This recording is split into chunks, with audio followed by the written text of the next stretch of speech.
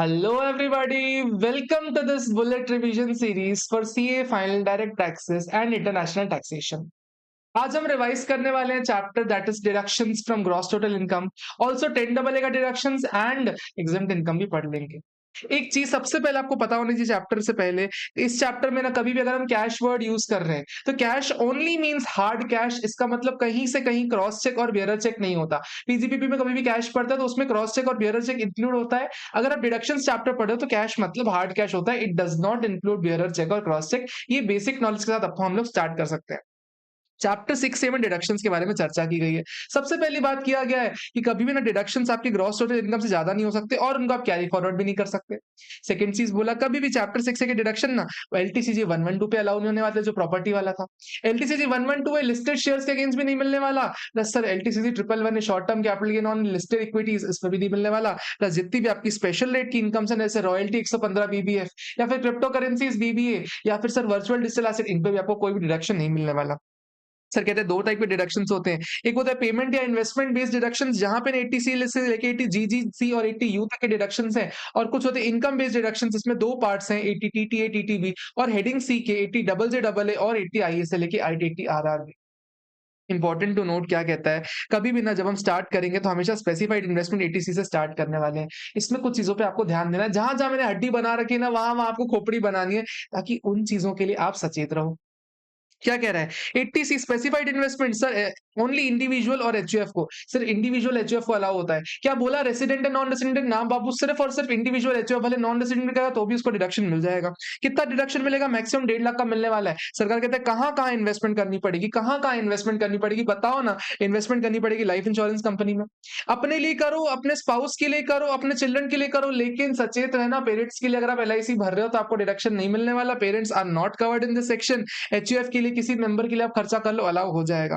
ध्यान देना sir, children dependent हो या इंडिपेंडेंट हो उससे कोई भी फर्क नहीं पड़ता। सर कितना प्रीमियम होना चाहिए इस बात का भी ध्यान देना। कहता है प्री कितना आपको डिडक्शन मिलेगा, सरकार कहती है अगर 1/4/2012 से आप पहले आपने पॉलिसी ले रखी है कितना डिडक्शन मिलेगा, कहता है जितना प्रीमियम पे किया या 20% of the sum assured whichever is amount whichever is lower वाला आपको मिल जाएगा। यही अगर आप 1/4/2012 के बाद में ले रहे हो ना तो आपको कितना मिलने वाला है, 10% off the premium sum assured और premium paid whichever is lower मिलने वाला है। लेकिन दोस्त एक चीज का ध्यान देना, अगर आप कोई डिसेबल्ड पर्सन के लिए एलआईसी ले रहे हो जो कि 1/4/2013 के बाद में ले रहे हो तो फिर प्रीमियम पेड या 15% of the sum assured whichever is lower आपको मिल जाएगा। सर अगर आप कभी पीपीएफ में इन्वेस्ट करते हो, किसके लिए इन्वेस्ट करते हो सर, अपने लिए, स्पाउस के लिए, पेरेंट्स को कवर नहीं किया। चिल्ड्रन के लिए करते हो या एचयूएफ अपने किसी मेंबर के लिए पीपीएफ लेता है ना सर, उस केस में एचयूएफ को भी डिडक्शन मिल जाएगा 80C में 1.5 लाख तक का। सर कहते हैं अगर कोई इंप्लॉय कंट्रीब्यूशन है एसपीएफ में, statutory provident fund, recognised provident fund या फिर अप्रूव्ड सुपर एन्युएशन फंड, इसमें डिडक्शन मिल जाएगा। सर कहता है कोई नेशनल सेविंग सर्टिफिकेट या फिर उससे रिलेटेड कोई इंटरेस्ट है उस पर भी डिडक्शन मिल जाएगा। कहता है रीपेमेंट ऑफ हाउसिंग लोन, अगर हाउसिंग लोन का रीपेमेंट कर रहे हो ना उसका जो प्रिंसिपल कंपोनेंट है ना उस प्रिंसिपल कंपोनेंट में भी ना 1.5 लाख तक का एटीसी में डिडक्शन मिल जाएगा। कहता है लेकिन ना जब भी आप लोन का रीपेमेंट करो ना तो loan should be taken for either construction और परचेज ऑफ हाउस प्रॉपर्टी। कहते हैं कंस्ट्रक्शन कंप्लीट हो जाना चाहिए प्रीवियस ईयर में जिस साल में डिडक्शन ले रहे हो, और लास्ट में कहते हैं लोन किससे लिया हुआ आपने, सर गवर्नमेंट से ले लो, बैंक से ले लो, फाइनेंशियल इंस्टीट्यूशन से ले लो, एम्प्लॉयर से ले लो या किसी भी कंपनी से ले लो, लोन इन सोर्सेज से आपका होना चाहिए।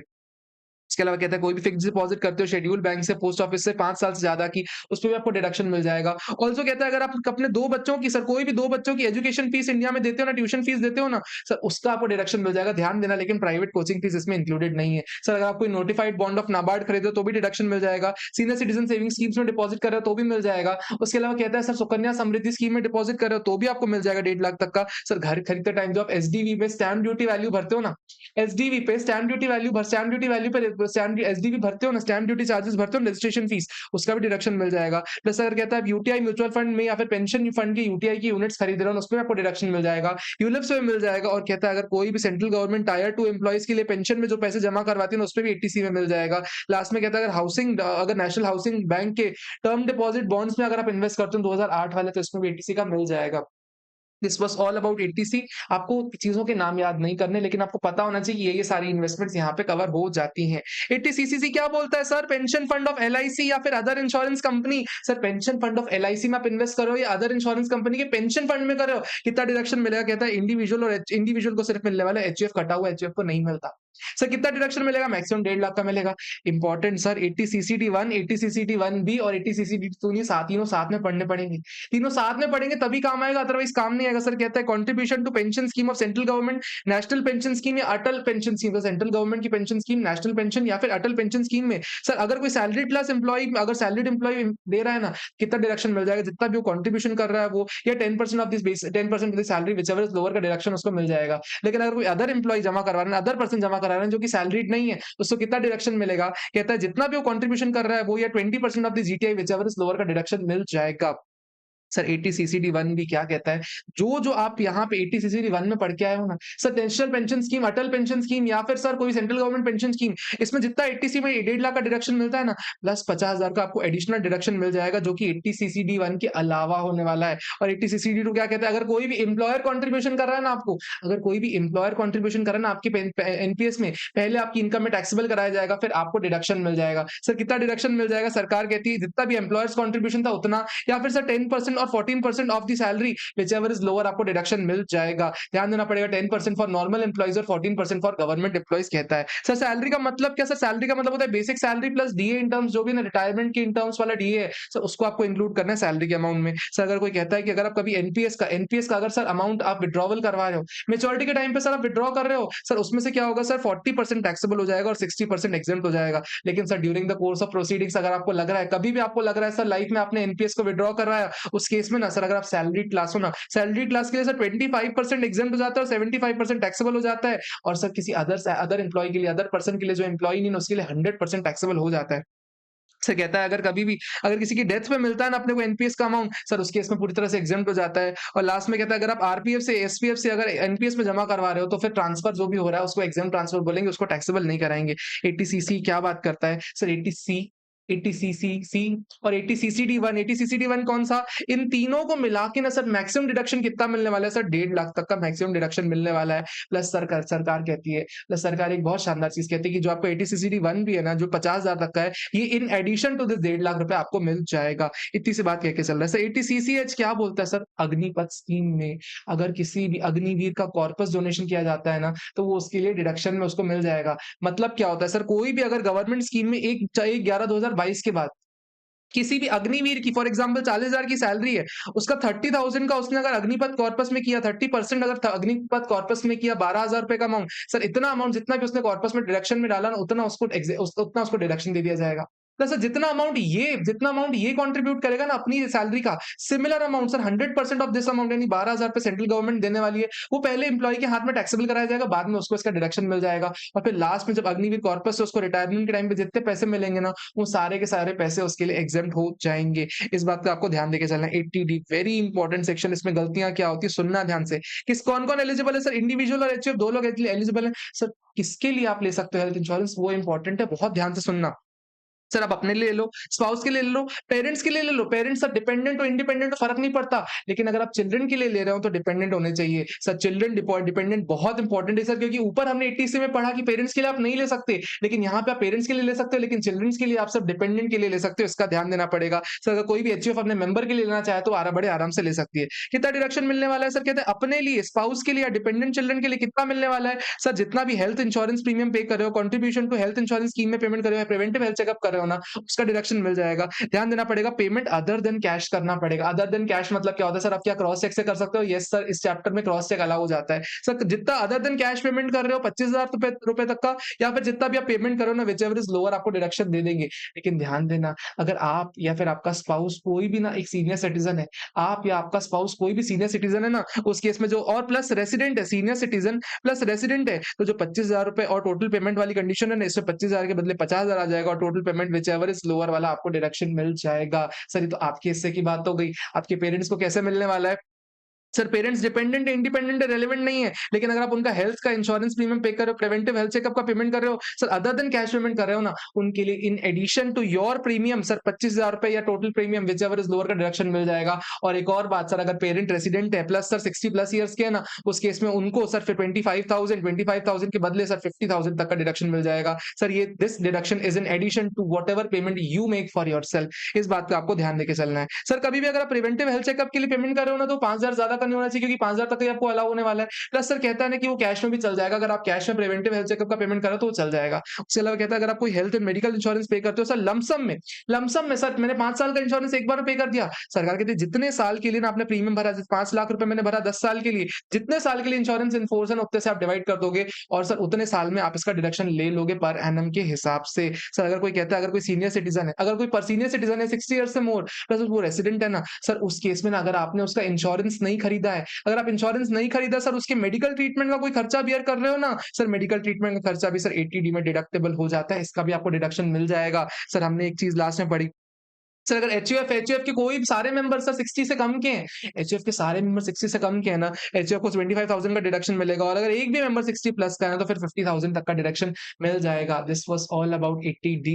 सर 80DD क्या बोलता है sir, medical treatment of disabled dependent relative. Sir अगर अपने किसी डिसेबल्ड डिपेंडेंट रिलेटिव का खर्चा करवा रहे हो सर डीडी में, यानी क्या डिडक्शन फॉर दवाई अगर आप लेना चाहते हो तो सर किसको किसको मिलेगा, इसमें बोलता है सर रेसिडेंट इंडिविजुअल या एचयूएफ। सर इसमें वर्ड रेसिडेंट आ गया, ऊपर चल के मैं आपको बता दूंगा कौन कौन से रेसिडेंट है कौन कौन से नॉन रेसिडेंट है। सर एलिजिबल एसएससी कौन है, रेसिडेंट इंडिविजुअल या एचयूएफ अपने किसी मेडिकल से डिसेबल्ड डिपेंडेंट रिलेटिव के लिए कोई खर्चा कर रहे हैं सर डिडक्शन मिल जाएगा। सर रिलेटिव कौन कौन होते हैं, कहता है या तो स्पाउस के लिए कर लो, या तो चिल्ड्रन के लिए कर लो, ब्रदर के लिए सर कर लो, सिस्टर के लिए कर लो, डिपेंडेंट पेरेंट के लिए कर लो। यहाँ से डिपेंडेंट पेरेंट वर्ड कवर किया उसने। सर एचयूएफ कहता है एनी डिपेंडेंट मेंबर के लिए अगर एचयूएफ खर्चा कर रहा है उसको भी डिडक्शन मिल जाएगा। सर कितना डिडक्शन मिलेगा, सरकार कहती है सुनना, आप 1 रुपया भी खर्चा करो, नॉर्मल डिसेबिलिटी है ना 75,000 का, तब तक का डिडक्शन मिल जाएगा।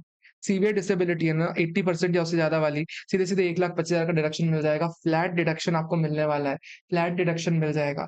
कहता है एसएससी को ना बस उनके ऊपर कोई खर्चा करना है, और लास्ट में कहता है ना, लास्ट में कहता है कि एसएससी ने किसी के लिए अगर खर्चा किया और जिसके ऊपर खर्चा किया ना उसको सर एन्युटी मिल जाती है। कब तक, एसएससी की या तो 60 ईयर्स की एज से पहले या एसएससी की डेथ से पहले। सर उस केस में ना ये जितना भी खर्चा आपने डिडक्शन में लिया ना आपको रिवर्स करना पड़ जाएगा और आपको उसको उस पर टैक्स भरना पड़ जाएगा। इसके बारे में हमने क्लास में बहुत डिटेल में चर्चा कर रखी है। 80DD भी क्या कहता है, अगर आप किसी मेडिकल ट्रीटमेंट का खर्चा कर रहे हो किसी स्पेसिफाइड डिसीज का, सर कितना डिडक्शन मिल जाएगा। सर कहते हैं जितना भी आप ट्रीटमेंट में खर्चा कर रहे हो ना वो, या फिर सर 40,000 फॉर नॉर्मल पर्सन और 1 lakh rupees for senior citizen, which ever is lower को आप कंसीडर करोगे, उसके बाद माइनस करोगे जितना भी आपको इंश्योरेंस मिला हुआ है, जो बैलेंस अमाउंट बच गया ना सर, इतना आपको डिडक्शन मिल जाएगा। सर किसके किसके लिए मिलने वाला है, सर स्पेल्स के लिए लो, स्पाउस के लिए लो, चिल्ड्रन के लिए लो, ब्रदर के लिए, सिस्टर के लिए, डिपेंडेंट पेरेंट्स के लिए। सर एलिजिबल एसएससी कौन है, या तो रेसिडेंट पर्सन ले लोगे या तो एचयूएफ ले लोगे, इतना ही आपको डिडक्शन मिलने वाला है। एटीयू क्या कहता है सर, अगर कोई डिसेबल्ड एसएससी है, ऊपर हमने डिडक्शन फॉर स्पेसिफाइड रिलेटिव के लिए पढ़ा, फिर डिसीज के लिए पढ़ा, अब हम बोल रहे हैं कौन कौन डिसेबल्ड एसएससी है। सर डिसेबल्ड एसएससी को अगर अपने लिए डिडक्शन मिल जाएगा, सर कितना डिडक्शन मिलेगा, पहली बात तो रेसिडेंट होना चाहिए, कितना डिडक्शन मिल जाएगा। अगर नॉर्मल डिसेबिलिटी है ना तो 75,000 का मिल जाएगा, सीवियर डिसेबिलिटी है तो 80,000 या 80% या मोर की तो 1,25,000 का डिडक्शन मिल जाएगा। क्या कोई दिक्कत है, कोई दिक्कत नहीं। Sir 80E, sir interest on loan for higher education, अगर हायर एजुकेशन के लिए अगर आप इंटरेस्ट पेमेंट कर रहे हो लोन का, सर कितना डिडक्शन मिलने वाला है। सरकार कहती है इंटरेस्ट जितना भी आप पे कर रहे हो सर 8 साल तक के लिए, सर मैक्सिमम 8 साल के लिए उतना आपको डिडक्शन मिल जाएगा। सिर्फ इंडिविजुअल के लिए मिलेगा। लोन किसके लिए लिया होना चाहिए सर, या तो सेल्फ के लिए लिया हो, या तो स्पाउस के लिए लिया हो, या तो चिल्ड्रन के लिए लिया हो, या एनी अदर स्टूडेंट फॉर हुम SSC is a legal guardian. Sir अगर मैं जिसके लिए लीगल गार्डियन हूं ना सर, तो उसके लिए लिया हुआ लोन, उसके लिए लिए हुए लोन पे किया हुआ इंटरेस्ट, उसका डिडक्शन मेरे को 80E में मिल जाएगा। फिर 2 इंपॉर्टेंट सेक्शन है लेकिन इररिलेवेंट है सर, सेक्शन मुश्किल है लेकिन सर इररिलेवेंट है। सर क्या कहता है 80EE और 80EE है सर, डिडक्शन किस चीज के लिए मिलने वाला है सर, बात करेंगे उस बारे में। कितना डिडक्शन मिलेगा, 50,000 रुपए तक का 80EE में मिलेगा। 80EE में मिलने वाला है 1.5 लाख रुपए तक का। किस चीज के लिए मिलेगा सुनना, loan should be taken from bank और financial institution for acquisition of residential house property. यानी सर दोनों ही केसेस में ना आपने रेसिडेंशियल हाउस प्रॉपर्टी खरीदने के लिए बैंक या फाइनेंशियल इंस्टीट्यूशन से लोन ले रखा है। क्या एनबीएफसी कवर किया है इसमें, ना बाबू इसमें एनबीएफसी कवर नहीं कर रखा। सर क्या कहता है सर, घर खरीदना कितने का है, सर कहता है 50 लाख तक का ही आपको घर खरीदना है। और सर 80EE में कहता है सर घर की जो एसडीवी है ना वो 45 लाख तक होनी चाहिए, इसका आपको ध्यान देके चलना है। सर कहता है लोन की सैंक्शन डेट सर 1/4/2016 से लेकर 31 मार्च 2017 तक होनी चाहिए। यहाँ पे सर लोन की सैंक्शन डेट EE में क्या कहता है 1/4/2019 से लेकर 31 मार्च 2022 के लिए होनी चाहिए। सर कहता है इस टाइम पे ना 80EE में एसएससी के पास ना सर कोई और रेसिडेंशियल हाउस प्रॉपर्टी नहीं हो, घर खरीदते टाइम कोई और रेसिडेंशियल हाउस प्रॉपर्टी नहीं हो। यहाँ पे भी सेम चीज कह के चलता है सर, पहले कहता है यहाँ पे कि 80 में आपको इंटरेस्ट का डिडक्शन लेने से पहले सर 24B में आप पहले इंटरेस्ट का डिडक्शन ले लोगे, उसके बाद अगर आपको कुछ भी अनएग्जॉस्टेड इंटरेस्ट बच जाता है ना, फिर आप 80 में जाने वाले हो, 50,000 तक का यहाँ से करने वाले हो। सेम टू सेम यहाँ पे बोलता है कि कभी भी अगर आपको 80 में अगर आपको डिडक्शन लेना है ना, तो पहले बोलता है कि आप पहले आप 24B का 2 लाख रुपए वाली लिमिट क्रॉस करो, उसके बाद सर 80 में 1.5 लाख रुपए तक का आपको डिडक्शन मिल जाएगा। फिर लास्ट में कहता है कि 80 में लोन का अमाउंट 35 लाख तक का होना चाहिए, और 80 में ऐसा कोई रूल नहीं, आप कितने का भी लोन ले लो, लेकिन हर घर की एसडीवी 45 लाख से ज्यादा नहीं होनी चाहिए। 80 भी सुनना सर, अगर आप कोई इलेक्ट्रिक व्हीकल खरीदने के लिए लोन ले रहे हो ना, सर अगर आप इंडिविजुअल हो तो आपको 1.5 लाख तक का डिडक्शन मिल जाएगा। सर किससे किससे लोन लेना पड़ेगा? लोन बैंक से ले लो, फाइनेंशियल इंस्टीट्यूशन से ले लो, हाउसिंग फाइनेंसिंग कंपनी से, या एनबीएफसी। सर यहाँ पे एनबीएफसी है, 80EE में एनबीएफसी दे रखी है सर, ऊपर एनबीएफसी नहीं दे रखी थी। सर लोन सैंक्शन कब से कब हो जाना चाहिए? 1/4/2019 से लेकर 31 मार्च 2023 तक आपका लोन सैंक्शन हो जाना चाहिए। सर डोनेशन के ऊपर डिडक्शन, सर इसमें ऑल एसएस पहला ऐसा सेक्शन है जहां पे सर एनी पर्सन आ जाता है, एनी पर्सन, सर कोई कंपनी को भी डोनेशन मिल जाएगा। सर कितना डिडक्शन मिल जाएगा? सर 4 कैटेगरी में बांट रखा है। सर कौन कौन सी? पहली कैटेगरी बोलती है अगर आप किसी नेशनल डिफेंस फंड में, स्पोर्ट्स फंड में, चिल्ड्रंस फंड में, ड्रग कंट्रोल फंड में, या फिर सर कहते हैं कल्चरल फंड में, या पीएम रिलीफ फंड में, पीएम आर्मेंटा फंड में, या फिर सिटीजन असिस्टेंट फंड में, या केयर फंड जिसको बोलते हैं सर, या फिर सीएम रिलीफ फंड, या फिर जिला साक्षरता फंड समिति, या फिर सर ये फंड फॉर आर्मी में अगर कोई भी डोनेशन करते हो ना, सर 100% आपको अलाउ हो जाता है। सर कहता है कैटेगरी बी में कहता है अगर कोई आप पीएम डॉट एलीट फंड में कर देते हो तो 50% अनलिमिटेड फॉर्म में अलाउ जाता है। सर उसके अलावा कहता है कैटेगरी सी और कैटेगरी डी में आपको ध्यान देना पड़ेगा। सर इसमें 100% लिमिटेड कैटेगरी में अलाउ होगा और 50% लिमिटेड कैटेगरी में अलाउ होगा। सर कैटेगरी सी क्या बोलता है? अगर आप फैमिली प्लानिंग को प्रमोट करने के लिए कोई डोनेशन करते हो ना, उसमें 100% लिमिटेड कैटेगरी का अलाउ जाएगा। और सर कहता है या तो आप किसी इंडियन ओलंपिक एसोसिएशन को या फिर ऐसे इंस्टीट्यूट को खर्चा करो जो कि स्पोर्ट्स के डेवलपमेंट में है, उसके लिए आपको 100% लिमिटेड अलाउ हो जाएगा। सर लेकिन अगर आप किसी पब्लिक चैरिटेबल ट्रस्ट को कर रहे हो, या रिलीजियस ट्रस्ट को किसी रेनोवेशन के लिए कर रहे हो, रिलीजियस ट्रस्ट को डोनेट कर रहे हो, या फिर सर डोनेट कर रहे हो किसी हाउसिंग डेवलपमेंट अथॉरिटी को, या फिर किसी ऐसे पर्सन को कर रहे हो जो कि माइनॉरिटी के इंटरेस्ट के लिए काम कर रहा है, सर उसको ना 50% लिमिटेड फॉर्म में अलाउ हो जाएगा। सर 50% लिमिटेड क्या होता है, इस बारे में अपने को चर्चा करनी पड़ेगी। सर क्या कहता है, कैसे कैलकुलेट करते हैं? इधर कैटेगरी सी का डोनेशन पकड़ो, कैटेगरी डी का डोनेशन पकड़ो, आप टोटल डोनेशन निकालो। टोटल डोनेशन में आप कंपेयर करोगे sir 10% of adjusted total income whichever is lower and उतना डोनेशन आपको अलाउ हो जाएगा। सर मुद्दा क्या, एडजस्टेड टोटल इनकम क्या होती है? एडजस्टेड टोटल इनकम बोलती है ग्रॉस टोटल इनकम निकालो आप। ग्रॉस टोटल इनकम में से ना सारे के सारे डिडक्शंस माइनस करो, चैप्टर 6 वाले सारे डिडक्शंस माइनस करो, लेकिन सर 80G को छोड़ देना। इसको माइनस करने से पहले जो टोटल इनकम आ रही है ना सर, उसको gross total adjusted total income बोलेंगे। इसका सर 10% निकालो और सर डिडक्शन से कंपेयर कर लो, आपको मिल जाएगा कितना एलिजिबल डोनेशन है। ध्यान देना पड़ेगा 80G को ना, आप 80G में कभी भी 2000 ज्यादा कैश में नहीं कर सकते। यानी सर 1999 कैश में अलाउड है, लेकिन 2001 अगर आपने किया तो पूरी तरह से डिसअलाउ हो जाएगा। सर अगर कभी भी ट्रस्ट लिमिटेड कैटेगरी वाला डोनेशन ले रही है तो उसको 80G5 में डिडक्शन, 80G5 में रजिस्ट्रेशन लेना पड़ेगा। रजिस्ट्रेशन लेने के बाद डोनेशन देने का प्रोसेस क्या है? सर यहाँ पे जो डोनर है ना, डोनर ट्रस्ट को डोनेट कर देगा। ट्रस्ट साल के बाद 31 मई तक एक 10BD फॉर्म सबमिट करेगी जिसमें सारी की सारी डिटेल्स होगी। 10BD जैसे ही प्रोसेस होगा सर, एक नया फॉर्म जनरेट होता है 10BE। उस 10BE फॉर्म के थ्रू ना सर डोनर को डोनेशन मिल जाता है, वो 10BE इन एआईएस पोर्टल पे दिखने लग जाता है। ऐसा ऐसा प्रोसेस कह के चलता है। एक एग्जांपल दे रखा है, एग्जांपल को आप छोड़ भी सकते हो, आपके लिए ज्यादा रेलेवेंट नहीं है। सर 80G क्या कहता है? अगर किसी को एचआरए नहीं मिल रहा, लेकिन वो अगर हाउस प्रॉपर्टी के लिए सर खर्चा कर रहा है, सर उसको डिडक्शन मिल जाएगा। कितना डिडक्शन मिल जाएगा? कहता है सर अगर कोई इंडिविजुअल है ना जिसको सर एचआरए नहीं मिल रहा, उसको सर रेंट पेड पे डिडक्शन मिल जाएगा। कितना डिडक्शन मिलेगा? कहता है या तो 5,000 रुपए पर मंथ ले लो, या तो सर कहता है 25% of adjusted GTI. Sir adjusted GTI ले लो, या फिर सर आप क्या ले लो, या फिर sir rent paid minus 10% of GTI ले लो। 10% of GTI, sir 25% of adjusted GTI क्या होता है? सर एडजस्टेड जीटीआई अपने को सेम ऐसे निकालना है जैसे हमने ऊपर एडजस्टेड टोटल इनकम पढ़ी। मतलब सर क्या होता है, सर आप जीटीआई निकालोगे, सारे के सारे खर्चे माइनस कर दोगे, सारे खर्चे माइनस करने के बाद में सारे डिडक्शंस माइनस करोगे। डिडक्शंस माइनस करने में ना सिर्फ आपको 80G छोड़ देना है, बाकी सारे डिडक्शंस माइनस कर दो।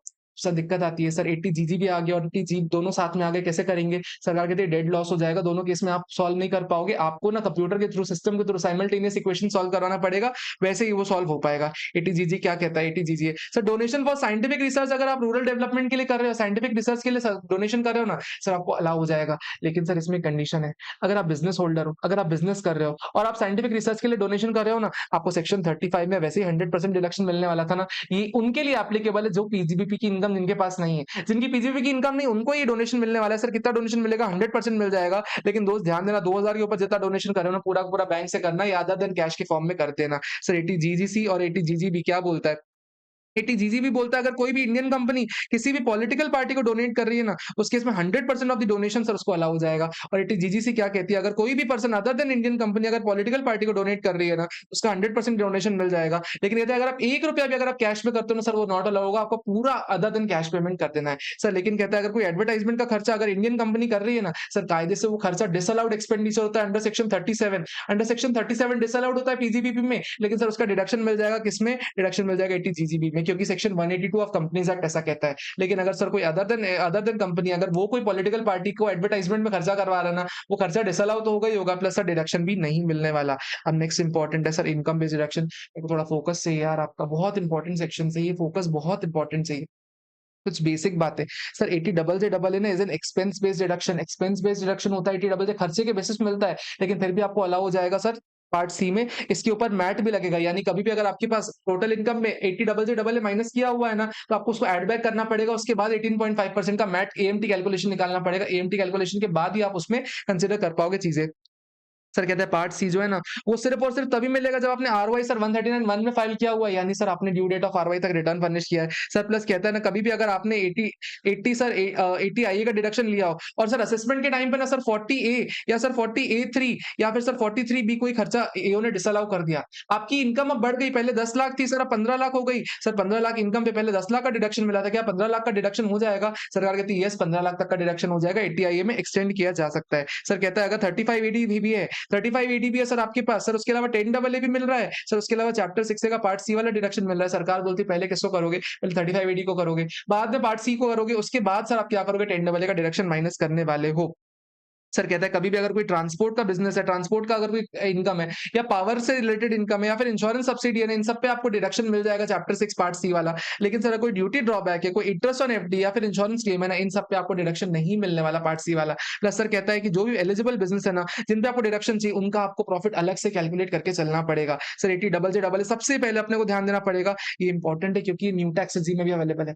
ये इंपॉर्टेंट है क्योंकि न्यू टैक्स रेजिम में अवेलेबल है। सरकार क्या कहती है, सर अगर कोई भी एसएससी ना जिसके ऊपर टैक्स ऑडिट होता है, 44 एबी में टैक्स ऑडिट होता है ना, वो कोई भी नए एम्प्लॉइज को एंगेज कर रहा है ना, तो उसको डिडक्शन मिल जाएगा कितना? सर जितने भी 30% ऑफ एडिशनल एम्प्लॉय कॉस्ट वो बेयर कर रहा है ना, उसका डिडक्शन मिल जाएगा। जितना भी एडिशनल एम्प्लॉय कॉस्ट वो बेयर कर रहा है ना, यानी नंबर ऑफ एम्प्लॉइज में भी एडिशन होना चाहिए प्लस एम्प्लॉय कॉस्ट में एडिशन होना चाहिए, उसका 30% उसको मिल जाएगा।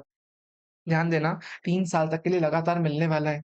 सर कहते हैं एडिशनल एम्प्लॉयी कॉस्ट कितनी होती है? जितनी भी आप नए एम्प्लॉइज को ना नई सैलरी दे रहे हो ना सर, वो एम्प्लॉयी हो जाता है। ध्यान देना पड़ेगा, अगर कोई न्यू एडिशन नहीं हुआ ना, या फिर सर आप अकाउंट पे ही चेक से पेमेंट नहीं कर रहे ना, कोई भी डिडक्शन नहीं मिलने वाला। एग्जाम्पल सर, अगर आपके पास ओपनिंग में 100 एम्प्लॉइज थे, 50 ने ज्वाइन किया और 70 ने रिजाइन कर दिया, क्लोजिंग में 80 है, भले आपकी सैलरी कॉस्ट बढ़ जाए, लेकिन अगर आपके पास नेट पे कोई एडिशन नहीं है ना, उस केस में आपको कोई भी डिडक्शन नहीं मिलने वाला। सर कहता है कोई भी अगर एडिशनल एम्प्लॉइज को आप कैलकुलेट करोगे ना, उसमें इन 5 टाइप के एम्प्लॉइज को आप इंक्लूड नहीं करने वाले। सर कौन कौन से 5 एम्प्लॉइज? ऐसे एम्प्लॉइज हैं जिनकी सैलरी 25,000 से ज्यादा है, यानी सर 25,000 से कम सैलरी वालों को ही सिर्फ डिडक्शन मिलेगा, उनके हिस्से का डिडक्शन मिलेगा, अदरवाइज डिडक्शन नहीं मिलने वाला।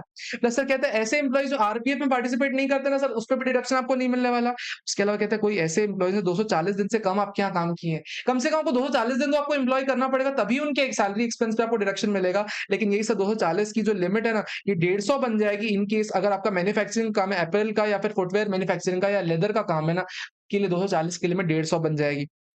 फिर कहता है उनके ऊपर भी एप्लीकेबल नहीं, जिनकी सारी की सारी सैलरी ना गवर्नमेंट बेयर करती है किसी भी पेंशन फॉर्म में, उनके लिए भी एप्लीकेबल नहीं। सर लेकिन हुआ क्या, मैंने 31 मार्च को अगर कोई एम्प्लॉय हायर किया, एक बात बताओ सर, उसने उसको मैंने हायर तो पिछले साल में कर लिया सर, लेकिन क्या अगले साल में डिडक्शन मिलेगा? क्योंकि अगले साल में तो वो नया एम्प्लॉय नहीं कहलाएगा ना, क्योंकि हायर पिछले साल में हो गया, क्या नए साल में ही नया एम्प्लॉय माना जाएगा? सरकार कहती है अगर ना कोई एम्प्लॉय 240 दिन से कम के लिए आपके यहाँ है या 150 से कम दिन के लिए आपके यहाँ है, लेकिन नेक्स्ट ईयर में भी कंटिन्यूड है ना, तो उसको deemed to be employed in next year माना जाएगा for the purpose of this section. Next कहता है 80 आईएएस 80 आईएएस से छोटी सी बात कर रहा है सर, अगर कोई एलिजिबल एसएससी मतलब कोई कंपनी एलएलपी इन्वॉल्व्ड है innovation development of new product process services driven by technological development improvement employment generation और वेल्थ, इसका काम कर रही। प्लस सर उसका टर्नओवर कितना है? टर्नओवर है 100 करोड़ तक का, इनकॉर्पोरेशन के बाद से 10 साल के अंदर तक कभी भी 100 करोड़ के ऊपर नहीं किया। प्लस तीसरी चीज़ कहता है ना कि उसको ना inter ministerial board of certifications and eligible startup का मिला हुआ है सर्टिफिकेट। उसकी जितनी भी बिज़नेस एक्टिविटीज़ होंगी ना, सर उसका 100% डिडक्शन मिल जाएगा। सर कितना मिलेगा deduction? Sir first assessment year से लेके 10th असेसमेंट ईयर के बीच में कोई भी कॉन्सेक्यूटिव 3 इयर्स तक के लिए ना उसको डिडक्शन मिल जाएगा। लेकिन ध्यान देना दोस्त, अगर कभी भी वो प्लांट एंड मशीनरी खरीदे ना, तो वो नई प्लांट एंड मशीनरी खरीदेगा और सर ध्यान देना 20% ओल्ड प्लांट एंड मशीनरी चल जाएगा या फिर sir imported plant and machinery को हम नई प्लांट एंड मशीनरी मानेंगे। एक चीज़ का और ध्यान देना कि जो भी अकाउंट्स है ना, वो सीए से ऑडिट करवाएगा एलिजिबल स्टार्टअप, तभी उस पर डिडक्शन मिलने वाला है। एटीआईबीए क्या बोलता है? Development of building development and building housing project. Sir अगर हाउसिंग प्रोजेक्ट बना रहे हो तो सर हाउसिंग प्रोजेक्ट में सर 2 टाइप के बिज़नेस होते हैं सर, एक normal housing business plus sir एक अफोर्डेबल हाउसिंग बिज़नेस होता है। अफोर्डेबल हाउसिंग बिज़नेस में 35 ईडी मिल जाता है और सर 80 आईबीए भी मिल जाता है। सर अगर दोनों मिल रहे हैं तो कौन-सा अप्लाई करोगे? पहले 35 ईडी करोगे, उसके बाद 80 आईबीए करने वाले हो। सर कौन एलिजिबल एसएससी है? कोई भी एसएससी सर वो एलिजिबल है। सर कितना डिडक्शन अलाउ होने वाला है? सर जितना भी 100% है ना प्रॉफिट से, सर क्या 1 साल का प्रॉफिट बोल रहा है? नहीं सर 3 साल, 4 साल जितने साल प्रॉफिट हो रहा है ना उतने साल तक का प्रॉफिट का 100% आपको डिडक्शन दे देंगे। ध्यान देना लेकिन जितना हाउसिंग प्रोजेक्ट है या रेंटल हाउसिंग प्रोजेक्ट है ना उन्हीं का ही आपको देने वाले हैं।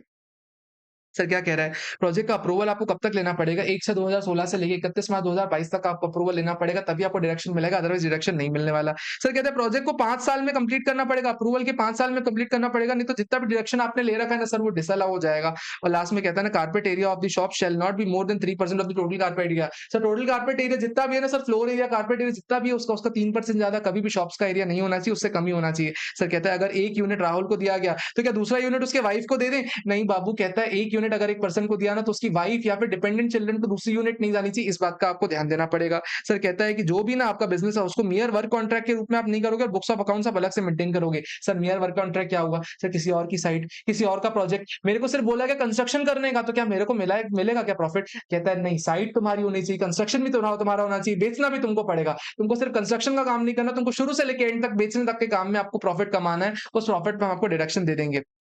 सर साइज़ से रिलेटेड क्या कंडीशंस हैं? आप इग्नोर मार सकते हो, सिर्फ सुनते चलो, नहीं याद रहता कोई बात नहीं, इग्नोर कर देना। अगर प्रोजेक्ट का अप्रूवल सर ले रखा है आपने 1/9/2019 से पहले, सर प्रोजेक्ट कहाँ का है? दिल्ली, मुंबई, कलकत्ता, चेन्नई का है। सर कम से कम ना प्लॉट साइज़ आपका 100 स्क्वायर 1000 स्क्वायर मीटर होना चाहिए। सर उसमें घर की साइज़ कितनी होगी? सर सिर्फ 30 square metre.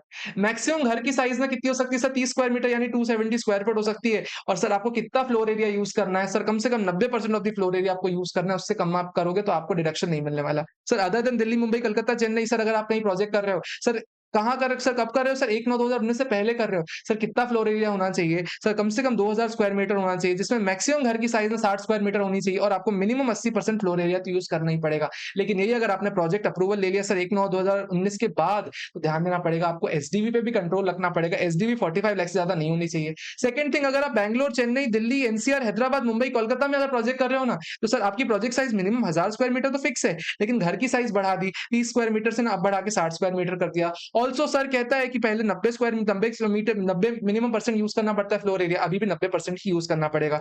Other than these, अगर आप किसी एरिया में प्रोजेक्ट कर रहे हो और सर प्रोजेक्ट 1/9/2019 के बाद का और एसडीवी 45 लाख तक की है ना, तो आप 2000 स्क्वायर मीटर में बिज़नेस करो। उसके अलावा कहता है 90 स्क्वायर मीटर कम से कम घर होना चाहिए। उसके अलावा कहता है 80% आपको फ्लोर एरिया यूज़ करना है। इस फ्लोर एरिया को जैसे आप यूज़ करोगे आपका काम हो जाएगा। इन डिडक्शंस को आप इग्नोर कर दो थोड़ी देर के लिए। अगर हमको लगता है तो हम लास्ट में इसको रिवाइज़ कर लेंगे, अदरवाइज़ आपको इसको रिवाइज़ करने की ज़रूरत नहीं पड़ेगी। क्या कहता है? 80 डबल से डबल है सर, अगर आप कोई ऐसा काम कर रहे हो जहाँ पे ना आपको कलेक्ट करना है, प्रोसेस करना है bio waste for sir generating power, for generating bio fertilisers, bio pesticides और अदर बायोलॉजिकल एजेंट्स, या फिर बायोगैस जनरेट करना है, या फिर सर पैलेट बनाने हैं, ब्रिकेट्स बनाने हैं, या फिर फ्यूल बनाना है, ऑर्गेनिक मैन्योर बनाना है। कलेक्ट कर रहे हो, प्रोसेस कर रहे हो और ये 4 चीजें मैन्युफैक्चर कर रहे हो। सर अगर आप कोई भी एसएससी हो ना, आपका जितना भी बिज़नेस आ रहा है ना, उस बिज़नेस पे आपको 100% डिडक्शन मिल जाएगा। सर कितने टाइम के लिए डिडक्शन मिलेगा? कहते हैं कॉन्सेक्यूटिव 5 साल के लिए मिलने वाला है, जिस साल से आप बिज़नेस करने वाले, उस साल से 5 साल के लिए आपको 100% डिडक्शन मिल जाएगा। सर एटीएलए क्या कहता है? अगर कोई ऑफशोर बैंकिंग यूनिट है, ऑफशोर बैंकिंग यूनिट क्या होता है? सर इंडिया के बाहर अगर कोई इंडियन यूनिट है ना, ऐसा ऑपरेट करे जो कि सिर्फ नॉन रेजिडेंट क्लाइंट को कैटर कर रही है। सर अगर कोई ऑफशोर बैंकिंग यूनिट बिज़नेस कर रही है या फिर कोई भी आईएफएससी में बिज़नेस कर रही है, सर उस बैंकिंग यूनिट की या फिर जो भी यूनिट है ना एसईजेड में या फिर आईएफएससी में यूनिट है ना, उसपे जो भी इनकम है ना, उसपे 100% डिडक्शन मिल जाएगा। सर कैसे-कैसे मिलने वाला है सुनना। अगर कोई ऑफशोर बैंकिंग यूनिट का जो भी बिज़नेस सर एसईजेड से आ रहा है, कोई भी यूनिट सर बिज़नेस आ रहा है सर यूनिट इन आईएफएससी से, सर उससे बिज़नेस आ रहा है यूनिट इन आईएफएससी से जो बिज़नेस आ रहा है या फिर सर बिज़नेस आ रहा है किसी भी अंडरटेकिंग लोकेटेड इन एसईजेड से या किसी ऐसी अंडरटेकिंग से बिज़नेस आ रहा है जो कि सर एसईजेड डेवलपमेंट का काम करी जैसे फॉर एग्जांपल अडानी से बिज़नेस आ रहा है। जो भी बिज़नेस इन लोगों से आ रहा है ना उन बिज़नेस पे आपको 100% डिडक्शन मिल जाएगा। लेकिन सरकार कहती है ना आपको ना कुछ कंडीशंस कंप्लाई करनी पड़ेंगी। क्या कहता है आपको सीए सर्टिफिकेट लेना पड़ेगा फॉर्म 10 सीसीएफ में। सर आरओआई से पहले आपको फाइल कराना पड़ेगा और सर कहता है जो भी आपने पर अप्रूवल ले रखा है ना बैंकिंग रेगुलेशन एक्ट से plus sir IFSC authority act से वो आपको आरओआई से पहले सबमिट करना पड़ जाएगा। इम्पोर्टेंट क्या है? एलिजिबल एसएससी सर एटीएम में एटीएम क्या होता है सर अगर इंटर कॉर्पोरेट डिविडेंड है, डिविडेंड मिला और पे कर दिया, डिविडेंड मिला और पे कर दिया, सर आपको डिडक्शन मिल जाएगा। जितना मिला पहले उसको ले लो, ग्रॉस टोटल इनकम में ऐड कर दो। डिडक्शन में आप क्या माइनस करोगे? व्हिचएवर इज़ लोअर माइनस करने वाले हो। किसका व्हिचएवर इज़ लोअर? जितना मिला वो या जितना पे कर दिया वो। जितना मिला या जितना मिल पे कर दिया वो व्हिचएवर इज़ लोअर आपको डिडक्शन मिल जाएगा। सर जितना मिला में आपको क्या-क्या इंक्लूड करना है? जितना डिविडेंड आपको एक्चुअल मिला है, डीम्ड डिविडेंड मिला हुआ है किसी भी कंपनी से, एक फॉरेन कंपनी से, बिज़नेस से कोई भी मिला हो ना सर उसको ऐड कर उसको ले लेना है। प्लस सर जितना भी आपने डिस्ट्रीब्यूट कर दिया sir 1 month prior to the date of ROI sir ROI से 1 महीना पहले अगर आपने जितना भी पे कर दिया ना, जितना भी आपने पे कर दिया ना इसको लो और जितना मिला उसको लो। व्हिचएवर इज़ लोअर आपको एटीएम में डिडक्शन मिल जाएगा। आपको उतने का डिडक्शन मिल जाएगा। Very very very important section section 80 क्या कहता है sir deduction in respect of income of cooperative society का डिडक्शंस बहुत ज्यादा इंपॉर्टेंट है। इससे रिलेटेड क्वेश्चन आते हैं आपको ध्यान देना पड़ेगा। सर क्या एएमटी कैलकुलेशन में एटीपी को ऐड बैक करते हैं? मैं फिर याद दिला रहा हूँ नहीं ऐड करते। एएमटी कैलकुलेशन के लिए एटीपी को नहीं ऐड करते। सारे income based deductions add back होते हैं लेकिन एटीपी ऐड नहीं होता। सर कहता है कोई भी कोऑपरेटिव सोसाइटी है ना उसको आपको इंक्लूड करना है उसको डिडक्शन मिल जाएगा। लेकिन ध्यान देना कोऑपरेटिव बैंक को नहीं मिलने वाला। लेकिन एक ऐसे कोऑपरेटिव बैंक को मिल जाएगा जिसका काम ना जो एक एग्रीकल्चर कोऑपरेटिव बैंक है रूरल एक एग्रीकल्चर रूरल कोऑपरेटिव बैंक है ना उसको डिडक्शन मिल जाएगा। यानी कोऑपरेटिव बैंक को नहीं मिलने वाला लेकिन एक primary cooperative agriculture and rural development bank को मिल जाने वाला है। सर कितना डिडक्शन मिलेगा? कहता है पार्ट ए के अकॉर्डिंग 100% डिडक्शन मिल जाएगा। 100% डिडक्शन किसका किसका मिलेगा? कहता है अगर ना वो कोई क्रेडिट फैसिलिटी दे रहा है मेंबर्स को उससे रिलेटेड जो भी इनकम आ रही है ना सर उससे 100% डिडक्शन मिल जाएगा। सर ध्यान देना कोऑपरेटिव बैंक को अभी भी नहीं मिलने वाला। अगर कोई कॉटेज इंडस्ट्री का काम कर रहा है ना सर कॉटेज इंडस्ट्री का बिजनेस का कॉटेज इंडस्ट्री का काम जो कोई कर रहा है ना उसमें भी 100% डिडक्शन मिल जाएगा उस इनकम पे।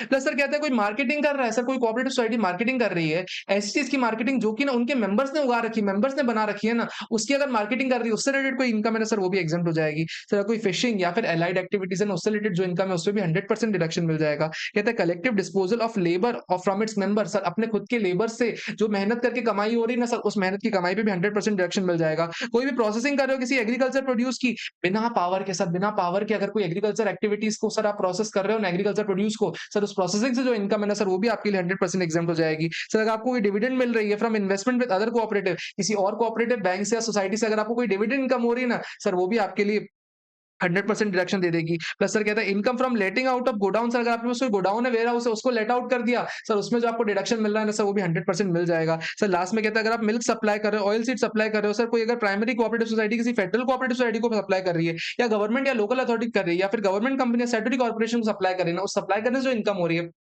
उस इनकम पे भी 100% डिडक्शन मिल जाएगा। पार्ट बी क्या कहता है in case of consumer cooperative society ना मैक्सिमम डिडक्शन आपको 1 लाख रुपए मिलने वाला है। ये एक नॉर्मल कोऑपरेटिव सोसाइटी जिनकी ये एक्टिविटीज हैं। उनके अलावा अगर कोई कंज्यूमर कोऑपरेटिव सोसाइटी है ना उसको 1 लाख तक का मैक्सिमम डिडक्शन मिल जाएगा। और सर अगर कोई भी अदर कोऑपरेटिव सोसाइटी है ना जिनका ये बिजनेस नहीं है उसको सर 50,000 रुपए तक का फ्लैट डिडक्शन 80 भी पार्ट बी में मिल जाएगा। लास्ट में कहता है अगर कोई सोसाइटी है ना कोऑपरेटिव है उसकी सिर्फ और सिर्फ ना इंटरेस्ट इनकम है या फिर सर इंटरेस्ट इनकम है और हाउस प्रॉपर्टी की इनकम है और sir interest income house property income सिर्फ और सिर्फ 20,000 तक की है ना जितना भी इंटरेस्ट इनकम हाउस प्रॉपर्टी की इनकम है ना सर वो 100% डिडक्शन मिल जाएगा। लेकिन ध्यान देना सिर्फ 20,000 की जीटीआई होनी चाहिए। अगर 20,000 से ज्यादा जीटीआई चली गई आपको ये अलाउ नहीं होने वाला। Sir deduction in respect of farm producer cooperative society क्या कहता है? अगर कोई फार्म प्रोड्यूसर कोऑपरेटिव सोसाइटी है जिनका टर्नओवर सर 100 करोड़ से कम का है, सर उनको 100% ऑफ द प्रॉफिट का डिडक्शन मिल जाएगा। सर कौन से प्रॉफिट का सरकार कहती है? कोई भी अगर मार्केटिंग ऑफ एग्रीकल्चर प्रोड्यूस अपने मेंबर्स का कर रही है, सर अपने एग्रीकल्चर अपने मेंबर्स के प्रोड्यूस का अगर मार्केटिंग कर रही है, उससे कोई इनकम है 100% डिडक्शन मिल जाएगा। या फिर प्रोसेस कर रही है अपने मेंबर्स के उगाए हुए एग्रीकल्चर प्रोड्यूस का, उस पे भी 100% डिडक्शन मिल जाएगा। 80 क्यूक्यू भी बात करता है। सर अगर royalty on books sir word is important, word book is important. Book का सर रॉयल्टी है, बुक किसकी होनी चाहिए? लिटरेरी की या फिर लिटरेसी की या फिर आर्टिस्टिक की या फिर साइंटिफिक नेचर की। क्या न्यूज़पेपर कवर होता है? न्यूज़पेपर कवर यहाँ नहीं होता। सर एलिजिबल एसएससी कौन है? सिर्फ और सिर्फ रेसिडेंट एसएससी को मिलने वाला है। कितना डिडक्शन मिलने वाला है? सर जितनी भी एलिजिबल रॉयल्टी मिल रही है वो या तो 3 लाख रुपए वो, व्हिचएवर इज़ लोअर का डिडक्शन मिल जाएगा। सरकार कहती है एलिजिबल रॉयल्टी क्या होती है? कहता है अगर कोई भी लमसम में आपको रॉयल्टी मिल रही है तो जितना भी अमाउंट मिल रहा है सर वो एलिजिबल रॉयल्टी है। लेकिन अगर लमसम नहीं मिल रही, हर बुक के सेल के हिसाब से आपको रॉयल्टी मिल रही है, सरकार कहते हैं 15% of the value of book sold, value of book sold आपके लिए एलिजिबल रॉयल्टी बन जाएगी। ये ले लो या तो 3 लाख रुपए ले लो, व्हिचएवर इज़ लोअर का आपको डिडक्शन मिल जाएगा। सर एटीआरआर भी क्या कहता है? रॉयल्टी फ्रॉम पेटेंट्स, अगर पेटेंट्स पे आपको कोई रॉयल्टी मिल रही है ना, तो जितनी भी रॉयल्टी मिल रही है वो या तो फिर सर 3 लाख रुपए व्हिचएवर इज़ लोअर का आपको मिल जाएगा। सरकार कहते हैं 80 क्यूक्यूबी और 80 आरआरबी में ना अगर आपको कोई फॉरेन से रॉयल्टी मिल रही है ना, तो ध्यान देना फॉरेन की मिली हुई रॉयल्टी ना आपको 6 महीने के अंदर इंडिया में लेके आ जानी है, या फिर जो भी आरबीआई ने प्रिस्क्राइब कर रखा है टाइम ना, उस टाइम तक आप लेके आ जाना, तभी आपको डिडक्शन मिलेगा, अदरवाइज़ आपको डिडक्शन नहीं मिलने वाला है।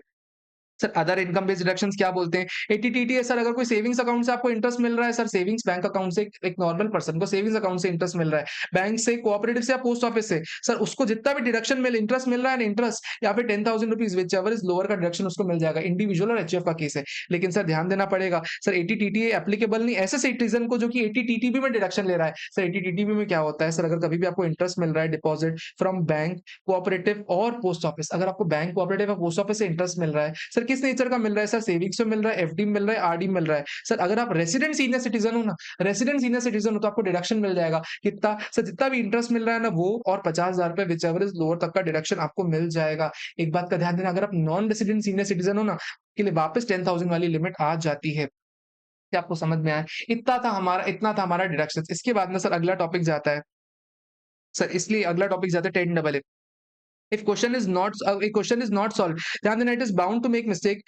आपको मिस्टेक्स करोगे, इसमें ध्यान देना, आपका 10 डबल ए का डिडक्शन जब भी आपको दिखे ना, आपको सर एएमटी ध्यान देके चलना है।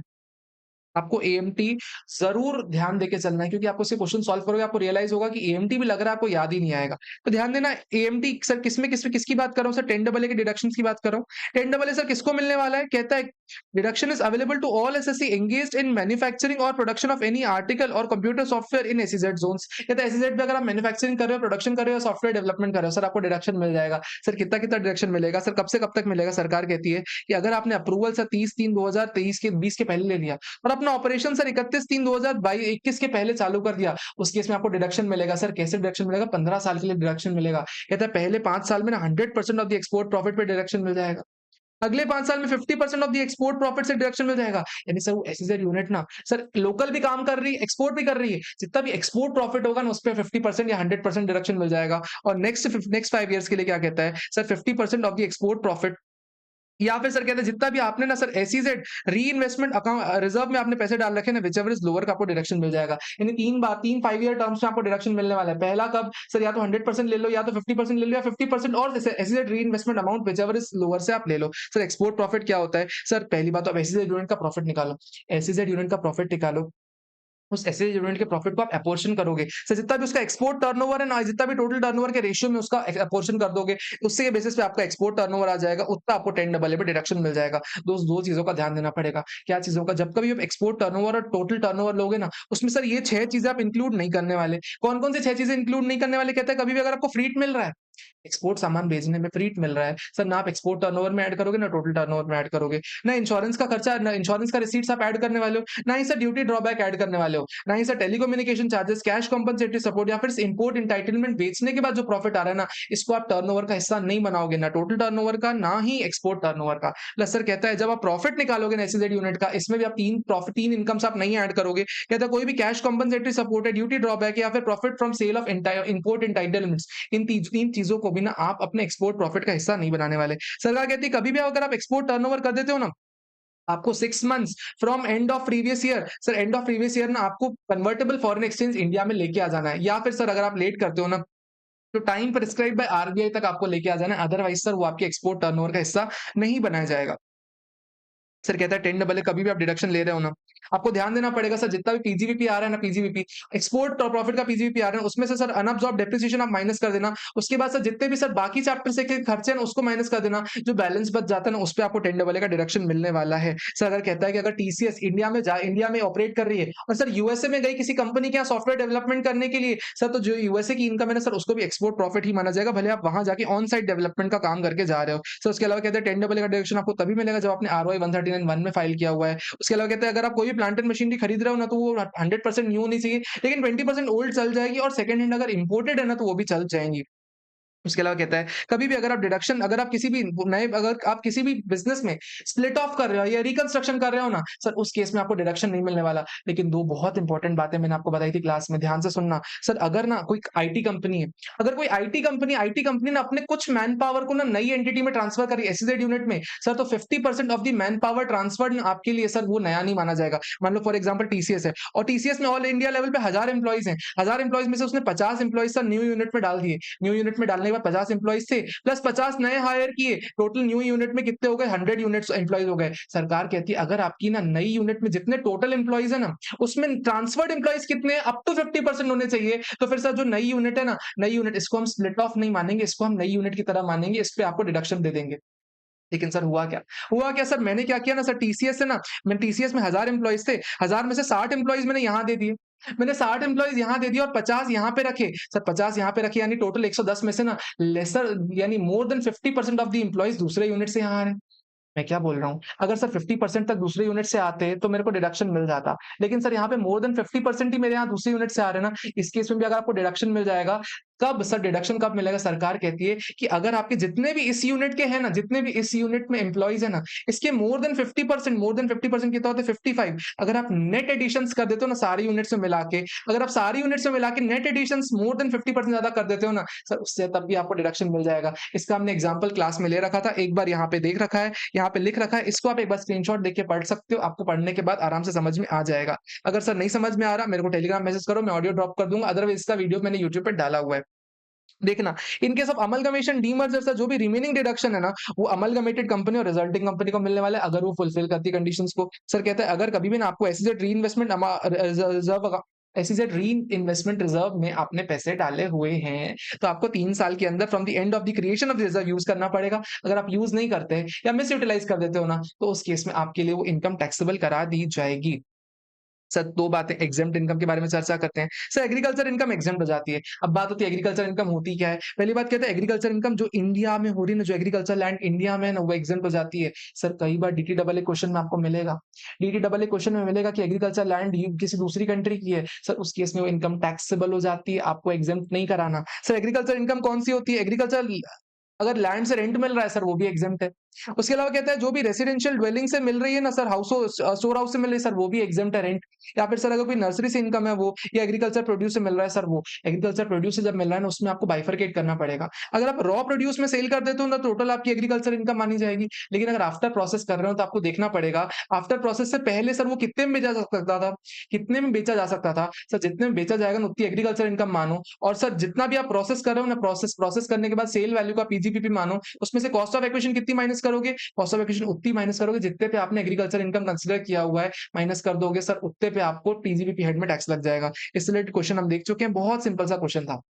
सर प्लस कहता है कि अगर कोई इंडिविजुअल है, एचयूएफ है, एओपी है, बीओ है, आर्टिफिशियल ज्यूरिडिकल पर्सन है, जिसकी एग्रीकल्चर इनकम ना सर 5000 से ज्यादा की है, सर उसके केस में ना आपको पार्शियल इंटीग्रेशन लगाना पड़ जाएगा। सर क्या मैंने बोला आर्टिफिशियल ज्यूरिडिकल पर्सन में ट्रस्ट चाहते हैं? हाँ सर ट्रस्ट चाहते हैं, यानी ट्रस्ट के क्वेश्चन में क्या आपने को पार्शियल इंटीग्रेशन लगेगा? हाँ सर लगना चाहिए, लेकिन ट्रस्ट के केस में ना आपको पार्शियल इंटीग्रेशन नहीं लगाना होता, क्योंकि ट्रस्ट के लिए स्पेशली आपने एक सेक्शन पढ़ा हुआ था कि एग्रीकल्चर इनकम एग्जेम्प्ट हो जाती है। या फिर आईसी अगर लगती भी है ना, तो आईसीआई सॉल्व नहीं करता। तो आपको इस डाउट में नहीं आना कि क्या ट्रस्ट के केस में, क्या ट्रस्ट के केस में पार्शियल इंटीग्रेशन करना है? नहीं करना आपको। सर अगर पार्शियल इंटीग्रेशन आप कर रहे हो तो कैसे करोगे सुनना। आप उसकी ना पहले नॉन एग्रीकल्चर इनकम ले लोगे और एग्रीकल्चर इनकम ले लोगे, उस पे टोटल टैक्स निकालोगे। सर फिर क्या करोगे, आप एग्रीकल्चर इनकम को पकड़ो, प्लस सर आप बेसिक एग्जेम्पशन लिमिट को पकड़ो, इस पे जो भी टैक्स आ रहा है इस टैक्स को इस ऊपर वाले टैक्स से माइनस कर दो, ये आपके लिए एक्चुअल टैक्स लायबिलिटी बन जाएगी। सर कहता है 40 ने क्या बात करता है, सर कभी भी अगर कोई इनकम एग्जेम्प्ट है, अगर कोई भी इनकम एग्जेम्प्ट है तो उससे रिलेटेड खर्चे भी आपको अलाउ नहीं होने वाले। सरकार कहती है खर्चे अलाउ नहीं होने वाले सर, लेकिन गलती से अगर आपने खर्चे पीएनएल में डाल रखे हैं ना, तो एओ उसको डिसअलाउ कर देगा। अगर खर्चे नहीं भी डाल रखे ना, तो एओ एक फॉर्मूला के बेसिस पे खर्चे डिसअलाउ कर देगा। मतलब सर क्या हुआ, मतलब सर क्या हुआ सर, मेरे पास इंटरेस्ट इनकम कितनी है, 8 लाख रुपए की नॉर्मल इंटरेस्ट इनकम है और 2 लाख रुपए की पीपीएफ की इंटरेस्ट इनकम है। अभी 2 लाख रुपए की पीपीएफ की इंटरेस्ट इनकम एग्जम्प्ट हो जाती है ना। मेरे पीएनडल में सर खर्चा कितना डला हुआ है, इंटरेस्ट एक्सपेंस 7 लाख का खर्चा डला हुआ है। सर 7 लाख में मेरे पास बाइफरकेशन नहीं है, बाइफरकेशन नहीं है कि सर मेरे को कितना पीपीएफ को कमाने के लिए कर रखा है। सरकार कहती है कि आप बाइफरकेशन करो। अगर बाइफरकेशन नहीं कर पा रहे हैं तो फिर सरकार करेगी बाइफरकेशन। सरकार कैसे करेगी बाइफरकेशन, सुनना। जितना भी सर पीपीएफ का इंटरेस्ट कमाने के लिए डायरेक्टली अपोर्शनेबल खर्चा है ना, उतना तो डायरेक्टली ले लेगी। बाकी सर एक फॉर्मूला के बेसिस पे आपको आपको डिसअलाउ करेगी खर्चा। फॉर्मूला कौन सा है सर, फॉर्मूला 8D बताता है। क्या फॉर्मूला बताता है, सुनना। सर जितना भी एग्जेम्प्ट इनकम कमाने के लिए कमाने के लिए आपके पास इन्वेस्टमेंट्स हैं, उस इन्वेस्टमेंट्स का आप monthly average low. Opening plus closing divide by 2, April month का। ऐसा ही सेम मार्च का लोगे, opening plus closing divide by 2। ऐसे करते करते ना हर महीने का opening plus closing divide by 2 लोगे। ऐसे 12 महीने का आप इन्वेस्टमेंट्स का एवरेज लोगे। उसके बाद सर उसको 12 से डिवाइड करोगे, यानी मंथली एवरेज आ गया, monthly average of annual average. इसका 1% खर्चा एओ डिसअलाउ कर सकता है, भले आपकी इनकम हो या ना हो। अगर आपके पास एग्जेम्प्ट इनकम कमाने का सोर्स है और आपके पास कोई भी एग्जेम्प्ट इनकम नहीं ना उस साल में, तो भी 1% खर्चा एओ डिसअलाउ कर सकता है। इस बात का आपको ध्यान देके चलना है। सर अगर एचयूएफ के मेंबर्स को कोई भी एचयूएफ से इनकम मिलती है ना, सर आपको ये आपके लिए एग्जेम्प्ट इनकम बन जाती है। सर पार्टनरशिप फर्म से अगर कोई पार्टनर को प्रॉफिट मिलता है ना, सर प्रॉफिट पूरी तरह से एग्जेम्प्ट हो जाता है, क्योंकि फर्म ने उस पर टैक्स भर दिया। और फिर लास्ट में कहता है, अगर गवर्नमेंट या लोकल अथॉरिटी से कोई भी इंडिविजुअल लीगल हायर को कोई भी डिजास्टर के टाइम पे कोई भी कॉम्पनसेशन मिलता है ना, वो भी एग्जेम्प्ट हो जाता है। वापस आइए इस पॉइंट पे। सर अगर कोई भी लेस इंपॉर्टेंट है इसमें, क्योंकि अब इनको नए लोगों को बिजनेस में डिडक्शन नहीं मिलता। इसको आप बिल्कुल स्पीड में बोलना हो, सुन सको सुन दो, सुन नहीं सुनना चाहो इग्नोर कर दो। सर अगर कोई भी 80 IAB क्या कहता है, 80 IAB से पहले 80 IA अगर कोई भी डेवलप कर रहा है, ऑपरेट कर रहा है, मेंटेन कर रहा है इंफ्रा फैसिलिटी, सर या फिर इंडस्ट्रियल पार्क मेंटेन कर रहा है, या फिर सर पावर जनरेशन डिस्ट्रीब्यूशन या फिर ट्रांसमिशन का काम कर रहा है, रेनोवेशन और मॉडर्नाइजेशन ऑफ एग्जिस्टिंग नेटवर्क का काम कर रहा है, सर कब 31/3/2017 के पहले चालू कर रहा है। सर या फिर सर अगर कोई क्या कर रहा है, reconstruction revival of power generating company in India, sir 31/3/2011 के पहले कर रहा है। इनको डिडक्शन कैसे मिलेगा? अगर इंफ्रा फैसिलिटी का काम है ना, तो पहले 20 साल में ना कोई भी 10 साल के लिए आपको डिडक्शन मिल जाएगा 100% ऑफ द प्रॉफिट का। लेकिन अगर सर कोई और बिजनेस है ना, यानी ये सब बिजनेस है, 15 साल में कोई भी 10 साल के लिए आपको मिल जाएगा कॉन्जिक्यूटिव 10 ईयर्स के लिए। 80 IA भी क्या बोलता है, अगर आप डेवलपमेंट ऑफ एसईजेड कर रहे हो ना, और आपने बिजनेस कब चालू कर लिया, 31/3/2017 से पहले, तो कोई 15 साल में से ना कॉन्जिक्यूटिव 10 ईयर्स के लिए आपको मिल जाएगा 100% प्रॉफिट का। 80 IB क्या कहता है, सर अगर आप industrial undertaking Jammu and Kashmir में डाल रहे हो 31/2/2012 से पहले, तो आपको कोई भी 12 साल में से 10 साल का कोई भी प्रॉफिट पे आपको 100% डिडक्शन मिल जाएगा। सर अगर आप कोई commercial production of mineral oil या नेचुरल गैस कर रहे हो ना, और आपने बिजनेस कब चालू किया हुआ है सर 31/3/2017 से पहले, तो उस केस में सर 7 साल के लिए लगातार आपको प्रॉफिट मिल जाएगा 100%। सर उसके अलावा कहता है, अगर कोई process preserve packaging of fruits vegetables meets poultry marine marine dairy handle storage transportation of food grains, ये सब का काम करो ना, आज भी आपको मिल जाएगा। कितना मिलेगा इंपॉर्टेंट है। सर क्या कहता है, 10 असेसमेंट ईयर के लिए मिलने वाला है, 10 असेसमेंट ईयर के लिए। पहले 5 के लिए ना आपको 100% प्रॉफिट के लिए मिल जाएगा। नेक्स्ट 5 के लिए आपको क्या देखना पड़ेगा, अगर आप कंपनी हो ना तो 30% डिडक्शन मिल जाएगा। अदर देन कंपनी के लिए 25% डिडक्शन मिल जाएगा। 100% आपको प्रॉफिट 100% और 25% एज द केस में भी मिल जाएगा। लास्ट में कहता है, इसको आप इग्नोर कर दो, क्योंकि अब ये नाम पहले वालों को मिलेगा, नाम नए वालों को मिलेगा। क्या कहता है सर, अगर कोई नॉर्थ ईस्टर्न स्टेट्स में अगर कोई डेवलपमेंट कर रहा है ना, 31/3/2017 से पहले 100% ऑफ द प्रॉफिट का आपको डिडक्शन मिल जाएगा। With that I have completed 100% of the deduction chapter, SEZ वाला चैप्टर, एग्जेम्प्ट इनकम वाला चैप्टर। इतना सुन लिया ना, आपको पूरे के पूरे कंसेप्ट कवर हो गए, एंड सारे के सारे क्वेश्चन आंसर्स में इन्वॉल्व होने वाले कंसेप्ट भी कवर हो गए। ये बुक कहाँ मिलेगी, टेलीग्राम चैनल पे डाल रखी है, इसके कंसेप्ट मैंने पढ़ा दिए। इससे रिलेटेड वीडियो और डिटेल में चाहिए मुझे बताओ, कोई डाउट आ रहा है टेलीग्राम चैनल पे आओ, सब कुछ मैं आपको वहां पे प्रोवाइड कर दूंगा। सी यू सून। अच्छे से पढ़ना, लास्ट डे पे अगर आपको ये चीज मिल रही है, हैंडी मिल रही है, तो फिर आपके लिए बहुत बढ़िया वाली चीज हो जाएगी। ठीक है, तो तब तक के लिए एंजॉय स्टडी, मिलते हैं किसी अगले वीडियो में ऐसे ही बुलेट स्पीड के साथ।